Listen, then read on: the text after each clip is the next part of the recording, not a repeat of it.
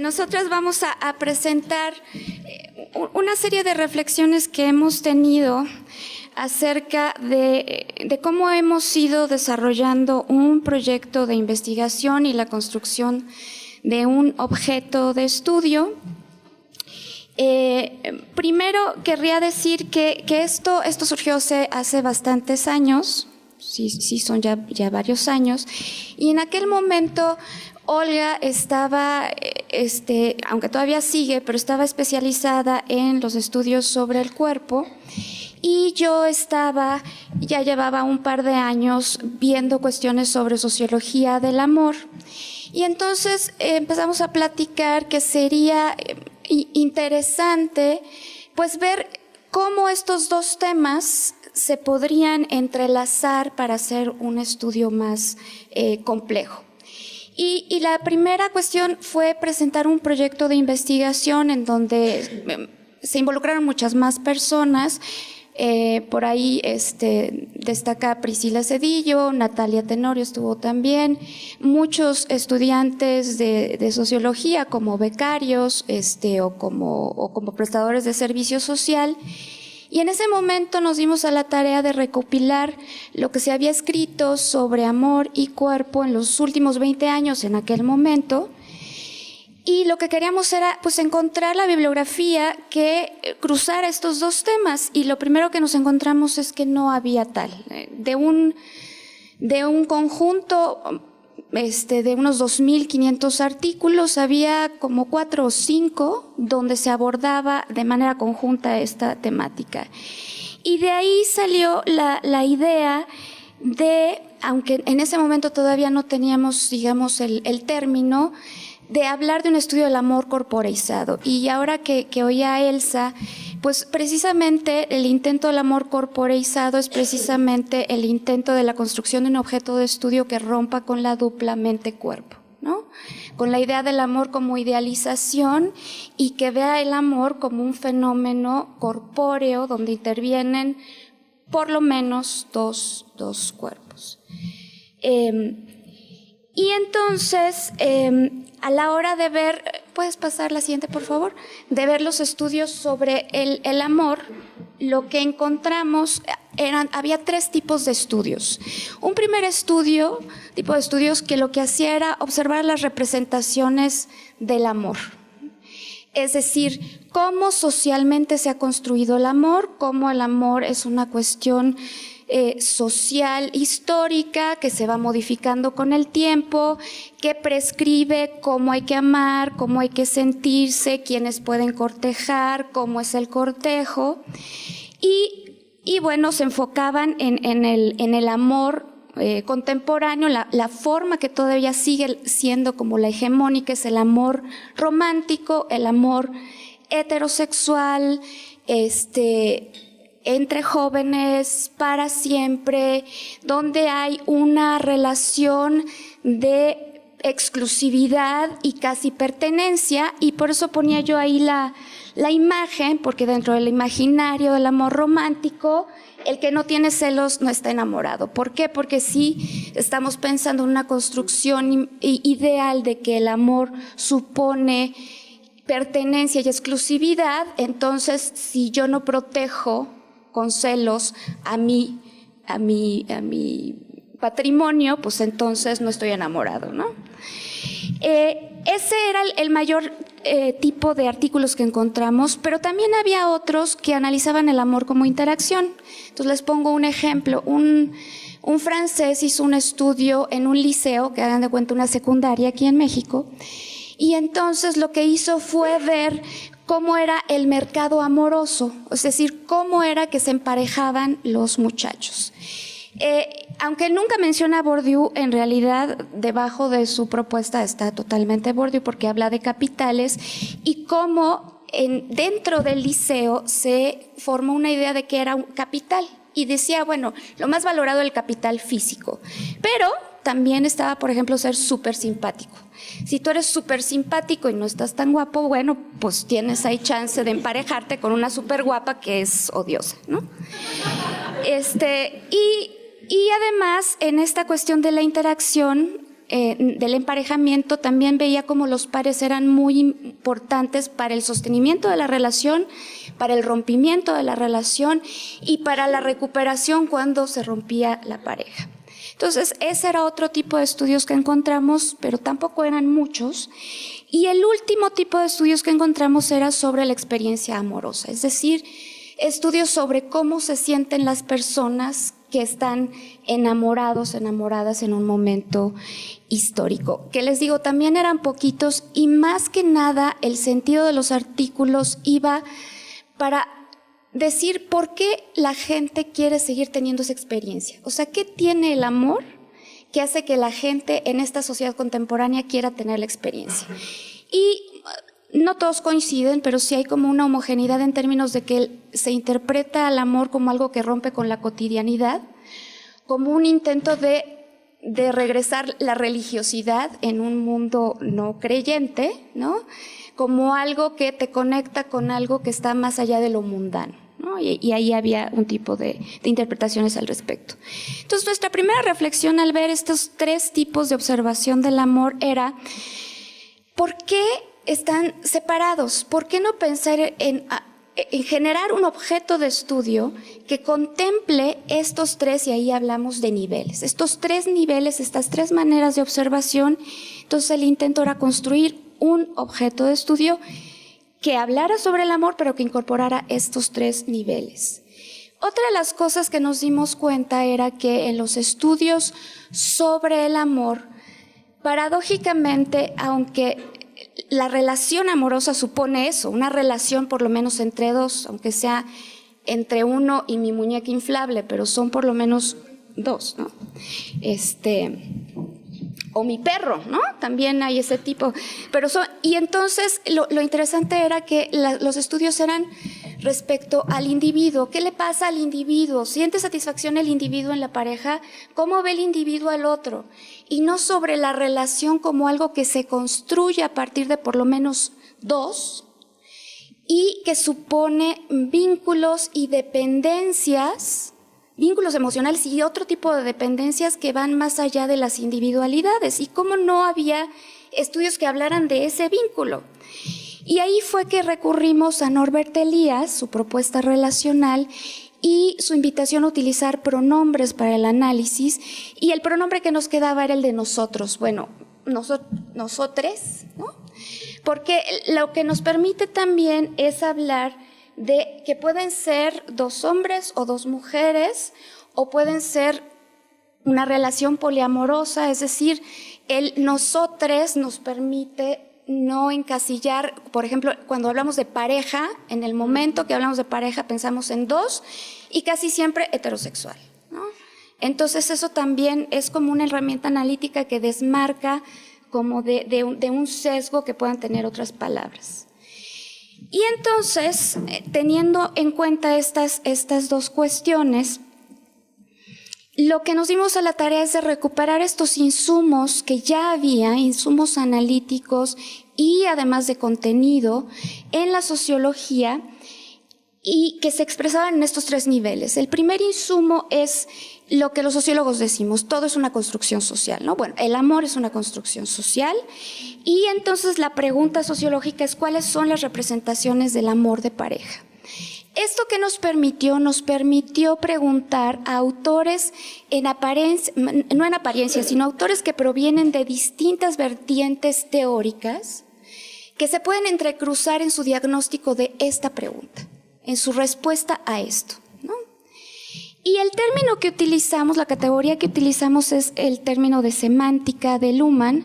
En otros escritos tenemos mucho más explicado esto. Ahorita no les puedo decir con mucho detalle, pero sí he de decirles que recuperamos el término de semántica de Luhmann porque nos permitía hacer algo que otros términos no funcionaban. Por ejemplo, una gran discusión entre lo social y lo cultural. ¿Qué es lo social y qué es lo cultural? El término de semántica permite decir todo es comunicación, y entonces una ley de las sociedades de convivencia o una ley de cómo se realizan los matrimonios y una película son semántica, ¿no?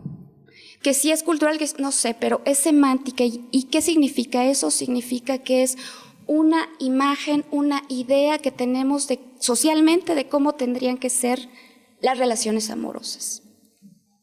El segundo nivel recurre al insumo sociológico de que la sociedad supone relaciones de interacción cuerpo a cuerpo que generan significados que van más allá de estas representaciones. Es decir, lo que decía Goffman, la interacción, el orden de la interacción es una realidad sui generis. Pasan cosas más allá de lo determinado socialmente, ¿no? Se producen significados ahí, y la pregunta era cómo es que los individuos en una relación amorosa retoman ciertas representaciones sociales y crean su propio mundo. Y aquí el término que utilizamos no fue el de interacción, sino el de situación de Goffman, porque en una situación hay interacción, pero la situación supone algo más que interacción. Supone también un setting, es decir, un espacio con utilerías, es decir, una mesa, un sillón, y todo eso también trae significados que moldean de alguna manera la interacción, pero que generan sentidos que van más allá de eso, ¿no? Y el último nivel, el nivel también recurre al insumo de la sociología de que el self, la identidad, se genera socialmente en relación con otros, pero recupera estas cosas que también los sociólogos recientemente han recuperado en atención a la cuestión del cuerpo, de que la identidad no solo es conciencia, no solo es psicológica, sino que incluye al cuerpo. Y entonces la pregunta es, ¿qué sucede en cada cuerpo-mente sintiente de cada uno de los participantes? Y aquí la categoría que utilizamos es la de Enminded Bodies, de una científica social feminista, Anna Jónasdóttir, y ella lo que hace es revertir un término que se usa mucho, no sé si específicamente en los estudios del cuerpo, de Embodied Minds, ¿no? ¿Y por qué hace esta reversión? Dice, aunque por supuesto que la idea es romper la dupla, pero aquí hay una preeminencia del cuerpo sobre la mente. O sea, por supuesto que somos cuerpos-mentes, pero nuestra mente finalmente queda moldeada por la inserción de nuestros cuerpos dentro de un espacio ambiental e interaccional, ¿no? Entonces, por eso nos parecía importante incluir eso como categoría, y esto acompañado con algunos descubrimientos de la neurociencia, específicamente de Antonio Damasio. Bueno, teniendo esto en cuenta, o sea, todo este andamiaje teórico de observación, lo que era importante era cuál era nuestro objeto de estudio, es decir, qué era lo que queríamos nosotros explicar. Y lo que nosotros queremos explicar es cómo nosotros construye su propio mundo de significado, o sea, cómo, a pesar de que hay esta semántica, que es una semántica totalmente de clase media alta, o sea, no solo es el amor romántico, sino es el amor romántico clase media alta, porque esa es una propuesta de matrimonio, además, un amor romántico que es intrínsecamente asimétrico, ¿no? El que lleva la iniciativa en el amor romántico es el hombre, él es el que propone, además va de por medio, y no se ve, pero pues un anillo de diamantes. Entonces, es una imagen muy fuerte para alguien, por ejemplo, la pareja, o incluso para mí, ¿no? Tener que aspirar a eso, ¿no? Porque si no, no es amor. Si no me dan mi anillo de diamantes, no es amor. Entonces, bueno, pues no, nadie me ama, ni modo, ¿no? Entonces, la pregunta es cómo, a pesar de que están estas ideas sobre el amor, este bombardeo todo el tiempo de la cena romántica, ¿no? Mi hijo está chiquito y entonces iba yo a cumplir años de casada y me dice, tiene que ser romántica, tiene que ser en la noche. Tiene 7 años y ya tiene esas, no sé de dónde lo saca, pero ya tiene esas ideas de lo que es el amor y cómo se debe de hacer, ¿no? Y si no es en la noche ya no es romántico. Y bueno, eso es por un lado, las representaciones, pero una cosa que no tomamos mucho en cuenta los sociólogos, creo que el único que como que ponía mucho énfasis en eso era Schutz, es cómo pero también lo desdibujó, cómo finalmente siempre percibimos desde nuestro propio cuerpo-mente. Es decir, aunque estemos muy enamorados de uno o varias personas, nuestra percepción de los otros es desde nosotros mismos y de nuestra historia de percepciones y de construcción de cerebro-mente. Entonces, bajo esas condiciones, bajo las condiciones de que son 2 cerebros-mente distintos y además en un mundo de representaciones de lo que es el amor, cómo ellos generan un mundo de significado que podemos decir hacen un nosotros, ¿no? Generan una relación nosotros amorosa con sus propios significados y a lo mejor ese es su primera cita, ¿no? Y ese es el momento en que él le está proponiendo que se vayan a vivir juntos y esa es su historia, ¿no? De los dos, ¿no? Y para explicar cómo intentamos resolver esto, le voy a dar ahora sí la palabra a Olga, que les va a explicar cómo esto está dentro de una vertiente de autores de la sociología relacional. Bueno, como les señalaba Adriana en su intervención, pues uno de los grandes retos era justamente encontrar de qué manera podíamos enlazar estos niveles analíticos, fundamentalmente semántica, situación y experiencia, o lo que aquí, recuperando a Jonas Dottir, denominamos en Minded Body, también acudiendo a esta necesidad de la que hablaba Elsa hace un momento, de palabras que dieran cuenta de la complejidad y de la necesidad de romper esta dupla cartesiana, ¿no? Me voy a concentrar exclusivamente hemos recuperado a varios autores, me voy a concentrar exclusivamente en cómo y en qué sentido específico recuperamos a 2 autores relacionales, uno clásico, uno contemporáneo, como es Georg Simmel y Nick Crossley, y también cómo esto nos ha permitido interpretar ciertos hallazgos en la investigación empírica que hemos venido realizando, que todavía está en un estado exploratorio, pero que hemos venido llevando a cabo. Bueno, en el caso de Simmel, como ustedes pueden ver en la diapositiva, nos concentramos, por supuesto, en su obra sociológica en general, pero muy particularmente en algunas interpretaciones recientes que ha tenido el famoso texto conocido como la digresión ¿Cómo es posible la sociedad? ¿Por qué este texto? Bueno, la respuesta que Simmel da a la pregunta de cómo es posible la sociedad supone que se cumplan 3 a priori sociales, es decir, 3 condiciones en la conciencia de las personas, pero aquí, y a diferencia de los a priori de Kant, estos contenidos de la conciencia suponen una orientación hacia los otros. Es decir, con los a priori Simmel plantea cómo es posible pensar en la dimensión individual, pero desde un enfoque relacional. Fue fundamentalmente a partir de esta idea que recuperamos los razonamientos centrales del argumento de Simmel para pensar específicamente en cómo es posible, analíticamente hablando, que la pareja genere su propio mundo de significado, esto que planteaba anteriormente Adriana. Voy a exponer así a modo de resumen de qué manera realizamos justo estos enlaces analíticos y qué nos dejó este tipo de lectura.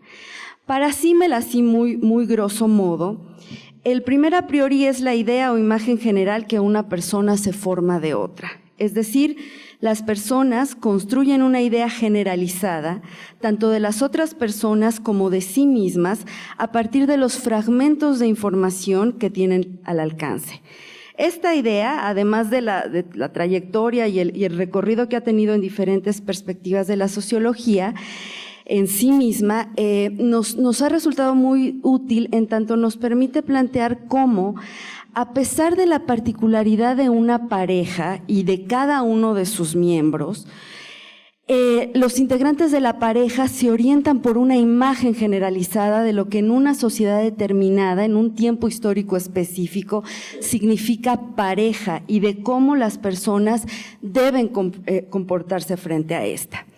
El segundo a priori se refiere al hecho de que, según Simmel, cada elemento de un grupo no es solo parte de la sociedad, sino además algo fuera de ella.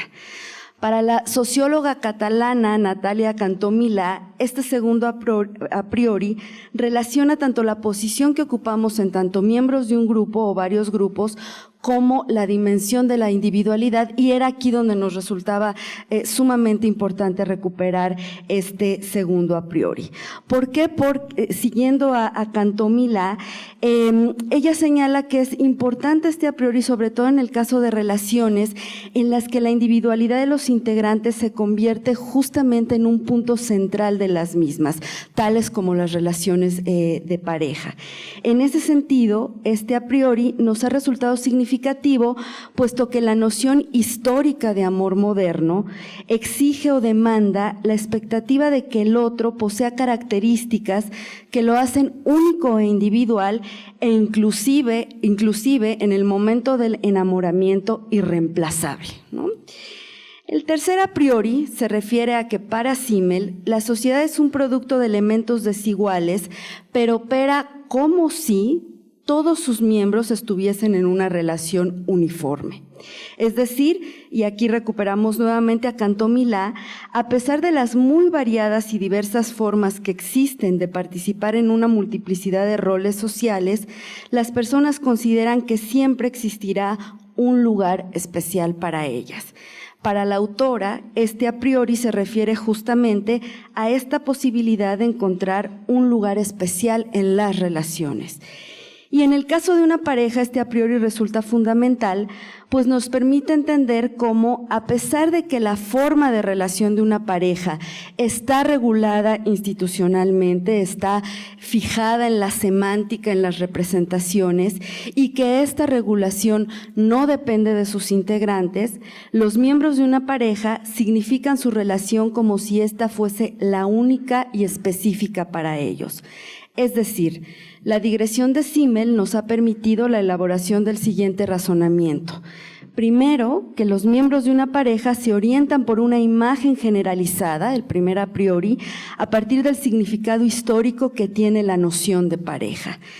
Pero, segundo, dicho significado se llena de matices y dosis de individualidad, en el sentido del segundo a priori de Simmel, según la particularidad de la pareja y de sus propios integrantes. De modo que además de la semántica, las parejas significan su propia relación como si ésta fuese la única y específica para ellos, justamente en el sentido del tercer a priori de Simmel. Ahora bien, ante estos supuestos analíticos era necesario recurrir a categorías que nos permitieran justamente dar cuenta de cómo una pareja construye esta especificidad propia de su historia de pareja. Siguiente diapositiva, por favor. Y fue en este sentido que recuperamos la noción de narrativa de un sociólogo contemporáneo que se adscribe a una propuesta de sociología relacional que es Nick Crossley.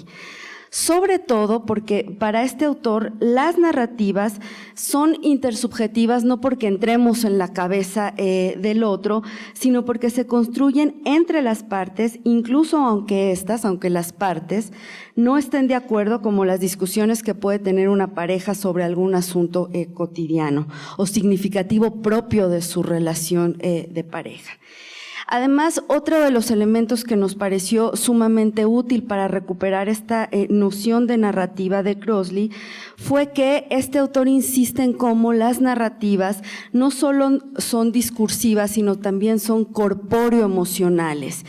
y ello es porque en estas narrativas, estas narrativas más bien, suponen performance, es decir, lenguaje corporal y surgimiento y manifestación o no de emociones y estados afectivos en cada situación.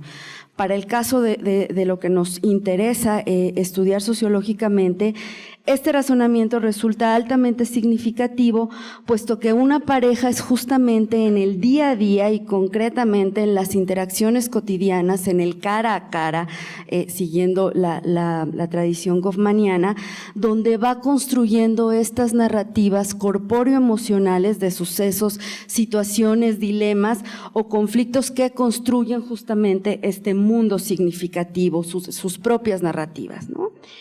Ahora bien, a pesar de los alcances de estos razonamientos, tanto de la mano de Simmel como de Crossley, de toda esta tradición relacional, nos fue relevante señalar que optar solo por la observación de las narrativas en situación implicaría reducir la sociedad al orden de la interacción. Y este aspecto, en el caso de las relaciones de pareja, es decir, reducir su observación solo al nivel de la interacción, dejaría fuera del alcance, por ejemplo, dimensiones relacionadas con estas jerarquías diferenciadas genéricamente, altamente estudiadas, de las que también nos hablaba Elsa, que están justamente presentes en la semántica del amor romántico y que por lo general representan justamente un desequilibrio de género en detrimento de las mujeres, como también hace un rato señalaba Adriana. Entonces, siguiente diapositiva, por favor. Nuestra solución analítica parte de cómo la semántica es un producto social acumulativo de las múltiples narraciones situacionales y en ese sentido existe como presupuesto de la relación particular de una pareja y sus múltiples interacciones y como presupuesto del nivel de la experiencia del enminded body.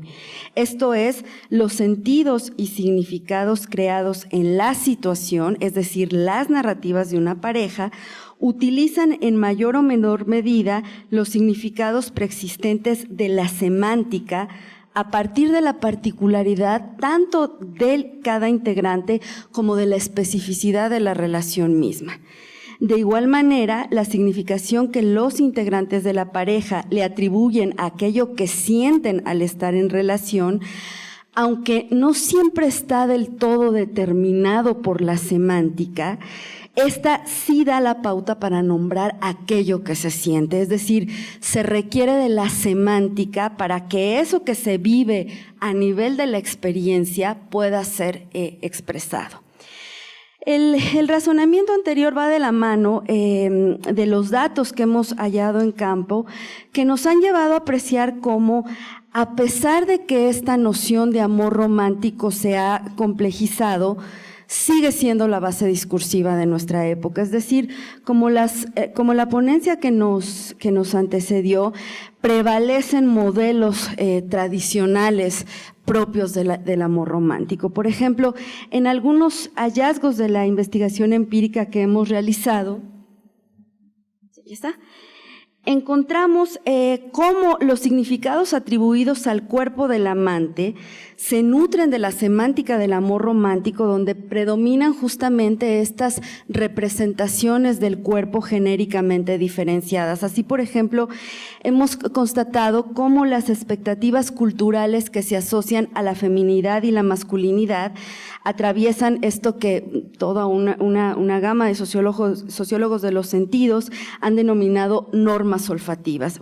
Por ejemplo, en esta encuesta que hemos aplicado a jóvenes universitarios, vimos cómo se opina que el hombre amado debe oler a fuerte, a limpio, a masculino, y la mujer amada debe oler a dulce, a flores, a lindo, ¿no? Y aquí se aprecia justamente cómo estos códigos hegemónicos asociados al género prevalecen, sobre todo donde el significado de lo masculino se asocia a lo fuerte y lo femenino a lo delicado, ¿no? Es esta imagen generalizada en términos del primer a priori de Simmel. Otro asunto que nos ha llamado la atención, sobre todo que está pensando justamente, como les decía Adriana, en un amor corporeizado, no en un amor idealizado, sino un amor que implica amar con el cuerpo, al cuerpo del otro, con sus excreciones y con sus fluidos. Hemos visto, por ejemplo, que el tema de la menstruación no está tematizado en la semántica del amor romántico, es decir, no aparece como algo que forma parte de las relaciones de una pareja, y aquí es interesante porque tanto en el caso de parejas heterosexuales como en el caso de parejas lésbicas.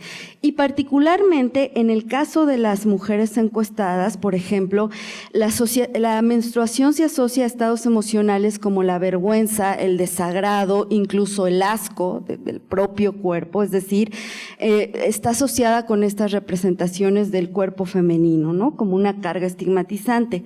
No obstante, y aquí es donde nos ha servido esta distinción de los niveles analíticos, a pesar de que prevalece esta semántica del amor romántico, encontramos cómo los jóvenes y las jóvenes en sus narrativas pueden llegar a apreciar justamente una resignificación de esta semántica. Por ejemplo, encontramos informantes que declaran que la menstruación puede llegar a convertirse en parte del juego sexual de una pareja, ¿no? Una informante decía, son más las ganas, es más el deseo que la estigmatización asociada a tal fluido corporal. Es decir, el nivel de la situación nos permite ver justamente cómo las parejas construyen en su día a día y en sus propias narrativas esta dosis de individualidad y especificidad del vínculo con y más allá de la semántica. Y por último, si me queda tiempo, el último, sí, perfecto. Gracias, Magda. Por último, y solamente para ejemplificar de qué manera hemos hallado algunos resultados a nivel de los Unminded Bodies, planteamos la siguiente situación hipotética, ¿no? En una parte de la encuesta. La pregunta era la siguiente: si tu pareja te dice que él o ella encontró a alguien más, ¿cómo afectaría esto a tu bienestar? Es decir, ¿cómo se viviría a nivel de la experiencia esa pérdida del amor? Y aquí encontramos así, muy brevemente, fundamentalmente, dos elementos que queremos destacar. Primero que nada, y aquí sí hay un cambio con la expectativa del amor romántico, la posibilidad de que las relaciones terminen es ampliamente aceptada. O sea, esta idea de que hasta la muerte nos separe, eso no, es ampliamente aceptada que las relaciones pueden terminar. Sin embargo, las y los jóvenes asocian esta posibilidad al dolor, al enojo, la tristeza, en casos extremos la depresión. Inclusive un informante nos dibujó dos caritas tristes, ¿no? Asociadas a la presencia, no escribió nada, nada más puso dos caritas tristes, asociadas a la presencia de los emoticones, puesto que justamente tiene que ver con esto que veíamos hace un rato, ¿no? La experiencia puede ser expresada, para que la experiencia pueda ser expresada, acude a esta semántica emocional que se relaciona con el tipo de amor y emociones asociados a este y a sus formas de expresión en un momento histórico, ¿no? Dejo quizá para las preguntas el segundo hallazgo. Muchas gracias.